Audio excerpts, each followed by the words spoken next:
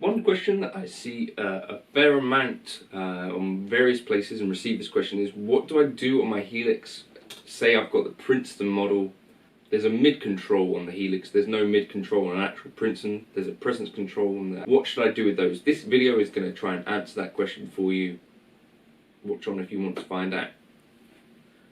If you enjoyed that tone in the beginning, my nose is bleeding. I was using the preset JC Princess.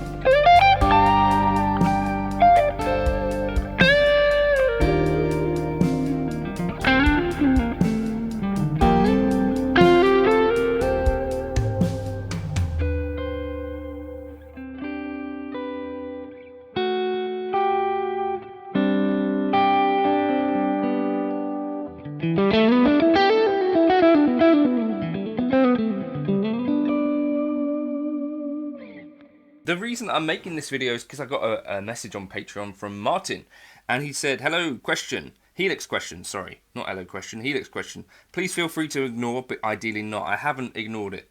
How do you decide what to do when the controls in the Helix are significantly different from the modelled amp? At the moment, I'm pretty much restricting myself to the US Princess with a view to actually learning about that piece of kit and what it can do.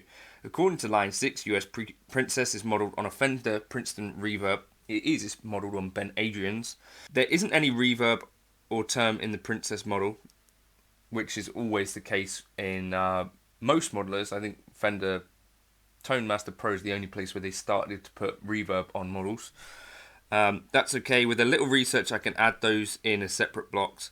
Presumably, they should go between the amp and cab, or maybe it doesn't really matter. So it probably doesn't really matter. Probably.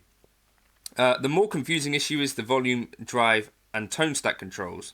Okay, so the Princeton has volume, treble, bass. So those are the three controls on the actual Princeton, apparently. The Princess has drive, which equals volume. Yes, so this is a good point. On the Fender style amps, the volume and drive are interchangeable terms. Bass, okay, which is the bass. Mids, so he's put a question mark next to that because that's not on the real amp. Treble, okay, because that's on the amp. Presence, question mark. Master, question mark. And then, so he said, you mentioned an oldish video that you put the presence at 0 because the amp doesn't have presence. I'm sure that's right, but how do you decide if it should be 0 or 10? Should I also turn mid to 0? Should I turn master to 10? And then he says, I know I can just mess around with these settings, and I do, and to an extent I should just treat the Helix as its own thing. Maybe that's the answer, but I'd be very interested in your thoughts. You may also be able to explain how to think about those standard controls and Helix presets more generally. I appreciate the manual has some info on this. I'm not sure it has a ton, to be honest with you, but it would benefit from elaboration. And so, right, there is one fairly neat way to determine where these controls should be set. So I spoke to Igor, who works for Line 6, and said, is there like an official source for any of this? And he kind of said, not really, but myself, Ben Adrian, and Eric Klein, who all work for Line 6 on the Helix, have said online a bunch of this stuff for a while. So that is kind of the source for this information. So if you go into the default settings for the amps that Line 6 put up, those essentially will have the controls that are not on the amp set to where they should be set to by default. If you want to get back to a default, you just press in the button. So if I could deviate, 6.8 there is the default. And so if you pull up the US Princess, for instance, you'll probably find that the master is all the way at 10. So master volume is quite simple. If the amp doesn't have a master volume, you should, for authenticity, put the master all the way up to 10. And that effectively means that the master volume is out of the circuit. So that one's really simple. Similarly, presence, most of the time, I think you'll find that if the amp in question doesn't have a presence control, that the default will be set to 0, and that's where you should leave it for authenticity's sake. I don't know why leave was on the leave.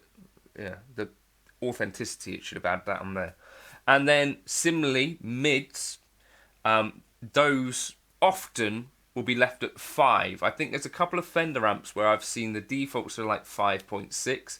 But yeah, check the Line 6 default settings and just make a mental note maybe of where those are set. And that should give you a really good clue as to what to do with that. One other control which I think is worth talking about, which is channel volume.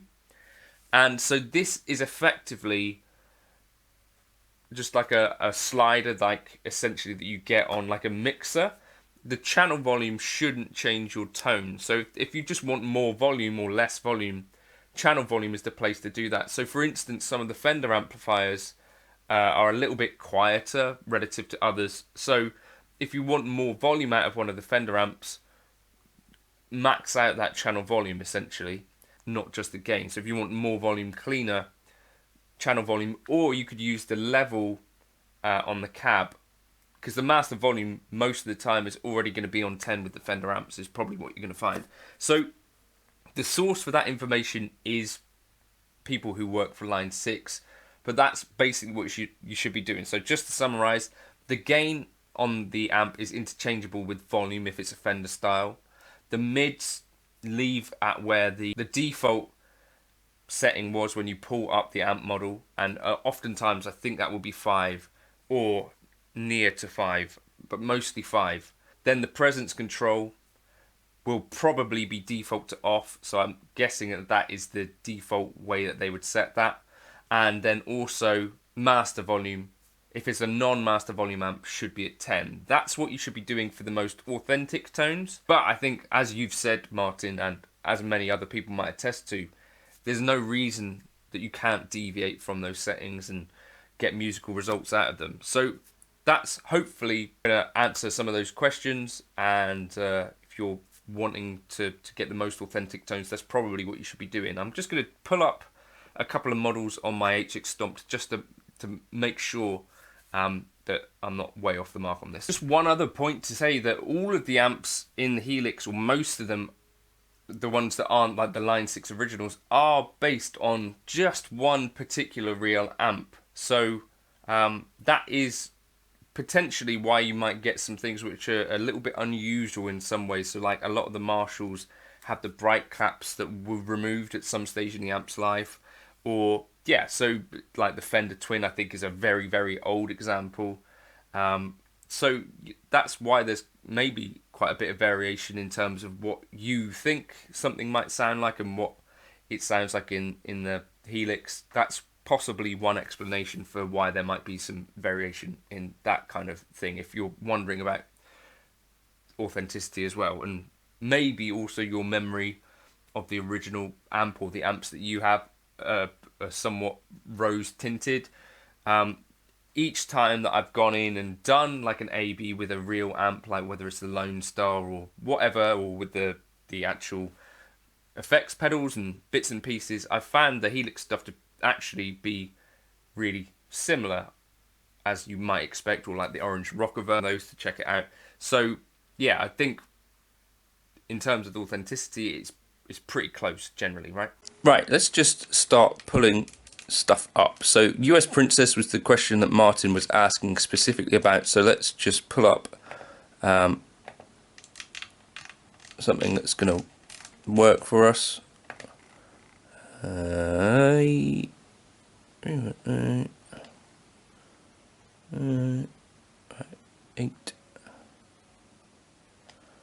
Okay.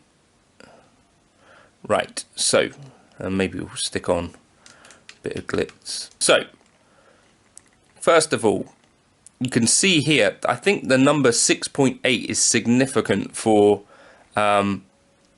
the Fender stuff.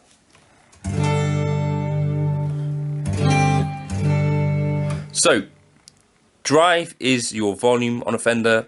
Bass here is an authentic control. Mids is not authentic and is set to 6.8 by default. If you want to get back to a default, you just press in the button. So if I could deviate, 6.8 there is the default, and as you can see, like I said, 0 for the presence is the default, and master is 10 because it doesn't have a master volume. I think there are a couple of examples, so let's just check the deluxe.